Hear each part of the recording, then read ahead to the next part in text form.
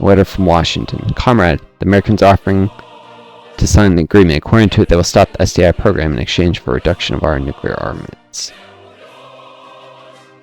Cannot reject the profit offer. Agree with the offer. Today, negotiations took place between the U.S. and the Soviet Union, during which the Soviet Union reduced the number of strategic offensive arms and the U.S. canceled the SDI program. Well, I have an SDI program, an actual one, and they don't. It was nothing but a paper program. Of course, this will require more funding to nuclear tech, but it might have given me some money for scrapping some nukes. However, this is supposed to improve environment score.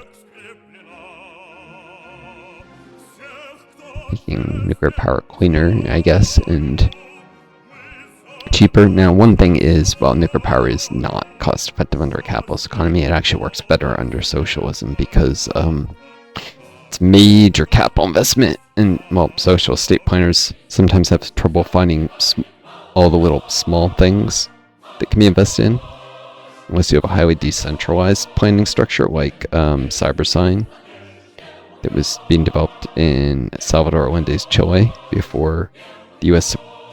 assassinated loyalist generals and caused Pinochet to end up doing a coup and taking power. He was a fascist. Salvador Allende was a democratic socialist who was elected as the president of Chile in free and fair elections. Pretty much the only time that's ever happened that democratic socialists have been elected. Like ones that are definitely, there have been a couple years where left-wing social democrats might be considered democratic socialists, but Salvador Allende was an actual Marxist, and he was elected, and the CIA caused, a coup. Anyways, by trying to abduct key loyalists in the armed forces, in particular this high-ranking general who was killed in a supposedly failed assassination attempt. Supposedly.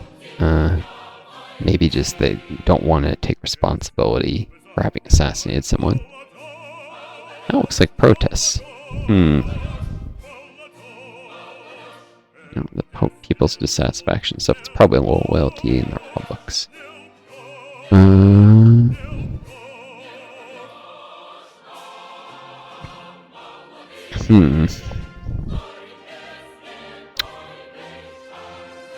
Alright, increase envelopes and special services because some of the events and the journals to deal with what disloyalty and actually leads to less corruption if I put into envelopes for public leaders, I think. Oh, heck with it. I'm doing fine. Economically. I'm sure I'll keep on with the reserves. Things are not warm enough diplomatically to try stimulating more revolutions just yet. American ROC. As you remember, the revolution divided Orthodoxy and the Russian Orthodox Church exists even in America. Maybe we should reunite the Russian Orthodox Church so we can provide religious unity of the nation.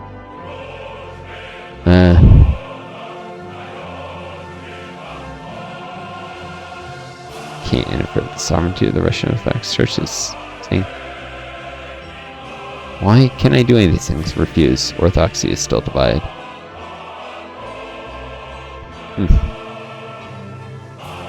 Why are my options so limited? Oh, the Trotskyites are now the ruling faction. No, they aren't. The black box indicates. Maybe it's because things are not that many moderates and reformers.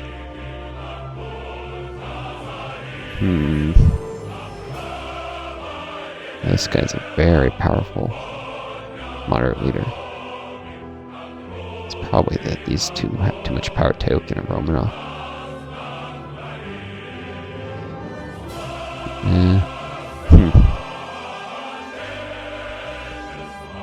Romanov is a conservative, moderate Stalinist, whatever. He's like between red and purple here. Another one's purple. They have to put pressure on the conservatives if they want the ultra left to have more power. more freedom of action and national actions. Everything is quiet. It's good. I need to save up money. And wait, why is DEF CON getting worse? I'm not doing anything around the globe at all. Sometimes that happens after a revolution, but I'm not doing any revolutions. I'm literally sitting passive, and DEF CON level just got worse for no ostensible reason. Oh, I have to pay for detente. I have to pay for detente. I will increase funding to diplomatic missions. This is strange.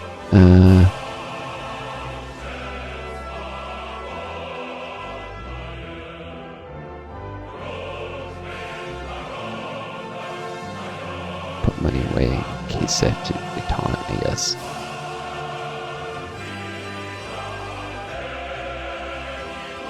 Everything is quiet. It's quiet. And DEF CON is now level 1.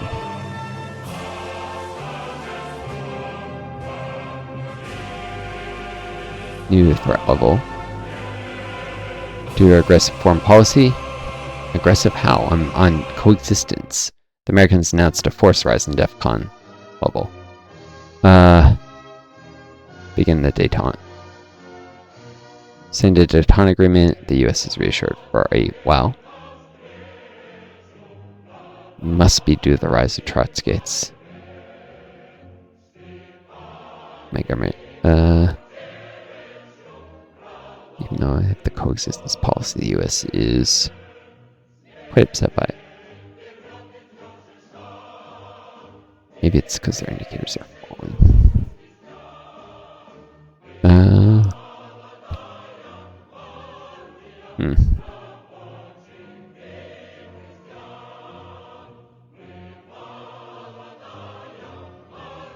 Or things back to DEF CON 2, though. More money for diplomatic relations is probably more cost-effective than running diplomatic missions up through the roof. Everything is quiet.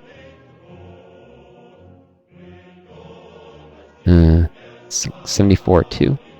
I don't do anything. What happens to DEF CON?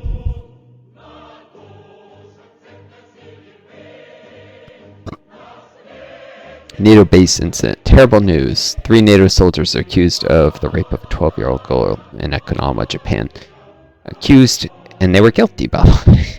The evidence was overwhelming. The U.S. tried to hush up historically. In fact, this kind of thing happened in Okinawa over and over and over. Still happens to this day. And then very often it's hushed up. The incident led to mass protests against the American military presence in Japan. There's no point in anger in the West. What? Ignore the situation. The incident in Japan was handled. NATO bases still exist. Why can't I do more? God. Enough of this. Clearly, I need to put some pressure on Shannon or Romanov. Let's get Shannon out of politics first. And then it's going to have to be Romanov. Servers just have too darn much power.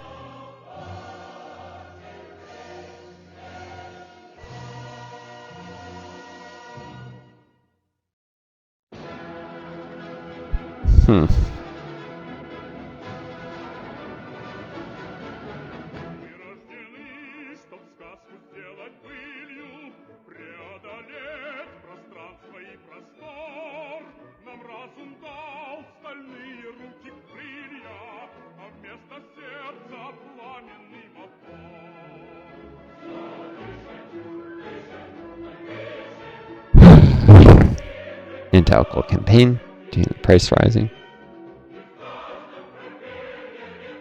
Could just be a certain interpretation of coexistence.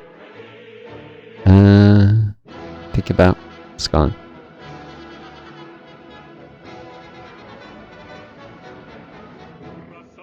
I take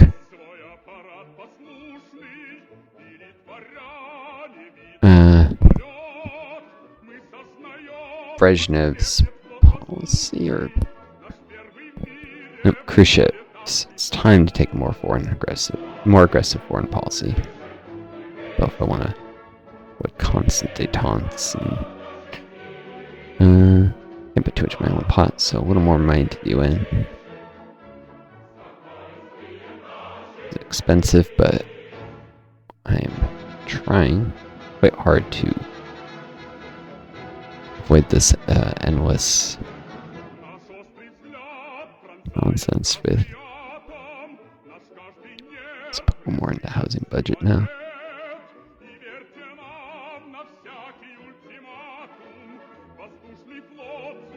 And healthcare tech. Even education. This should improve people's satisfaction with their lives by, giving them better lives. Still producing science points. Mexican crisis. After devaluation of the Mexican peso, financial crisis erupted in the country. The president declared reduction of government spending, negotiation with trade unions in order to block wages hikes, and asked international financial organizations to give Mexico. And of course, all the pain was put on ordinary people instead of, say, raising taxes on the rich. Devaluation of the peso means the government is not taxing enough relative to its spending. So instead of raising taxes on the rich, let's make ordinary people take lower wages and increase public spending. Send financial aid. Today, the Soviet government sent financial aid to Mexico. Experts predict that the crisis faster carry the peso and also improvement relations between the Soviet Union and Mexico. Indeed, they are now in my block, thanks to it. Which is going to be a severe blow to the U.S. Probably something I could not have done with the less aggressive foreign policy. Khrushchev's policy will terrify the West. We will act directly and without compromise. Let them fear us.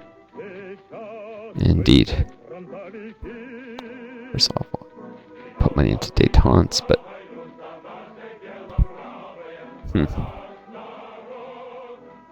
already missed a chance to probably make Venezuela a stable socialist country instead of having to stimulate a revolution. Well, actually, fully developed one like this is a source of money. So disapproval rating falls, and not be given enough credit to Sierra Leone, for instance, is now eligible for some resource extraction without having to even do military aid. Oop, wrong country.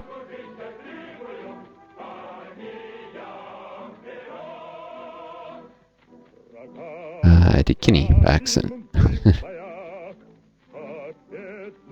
Well, I'll give them some military aid.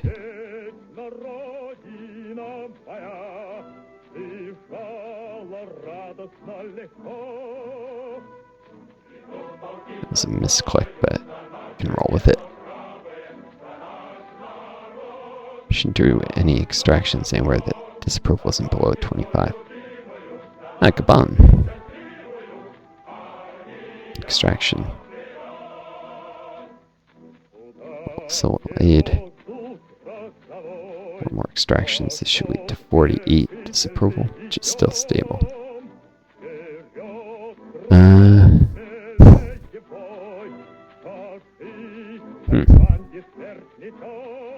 Sometimes the sore, longer path to socialism is actually maybe better.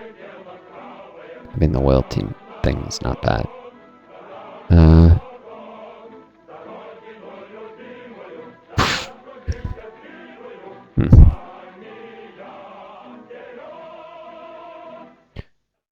But yeah, foreign minister was swapped for the friendship with China one.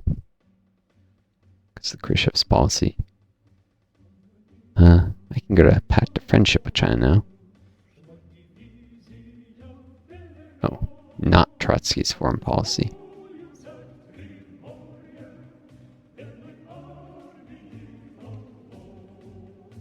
They switched to supporting the Stalinists. Well,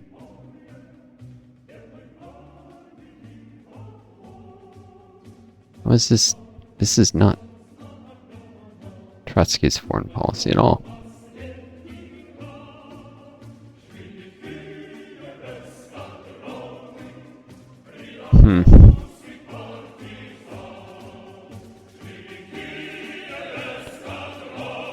Tibet is broken off into support loyalists. Requires the PRC dissolve the U.S. Foreign Friendship Pact. Relations Grand 70.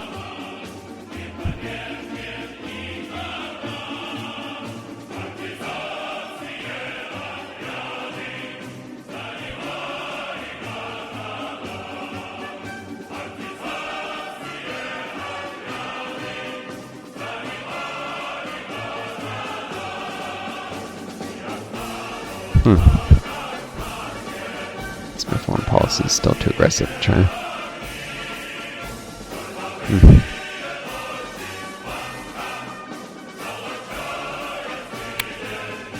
Alright, well.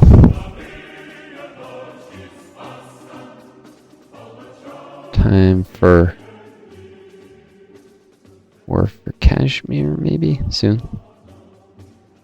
I'm doing for time in this video. Oof, way too long. And I'm going to cut this instead. There's other things off to do. Interested to see what events I get, what aggressive foreign policy choices I can make with Khrushchev's foreign policy. So, I am not liking the fall in, have all this money from the publics are becoming too disloyal too quickly. I don't know why. Put a little more money into envelopes to the public leaders.